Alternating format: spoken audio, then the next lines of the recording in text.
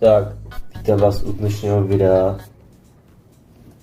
Vítám vás po dlouhé době u nového videa na kanále Vtragix.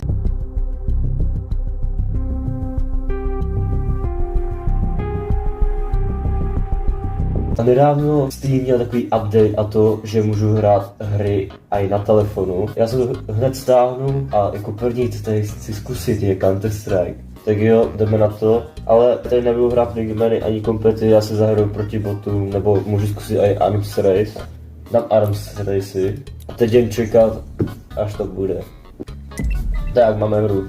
Já jsem zapomněl tyto odběr. Nepůjdu se nám vzal spojení s jedným serverem, co děláš? Legič, vážně zde půjde. Jde to. Budu si tohle. Ani se mi dal hlavně kill, jo. Poté zabil Freddy Fazbear. To je moc těžký docela. Ještě někam chodím a z ničeho nic umřu.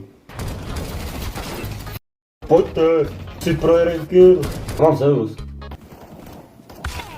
Tak typně sám Zeus ne. Kolik mám killů? Dám si Zeus a jdeme zabít. Pojď sem. Jo! Zabil jsem.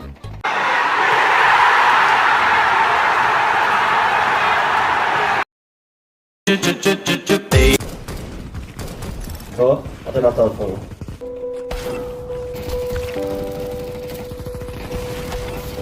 Týpek už má nůž, který fazby. A já jsem to rád vyzbraní. 3 týpky už mají nůž? No, to hraj, no.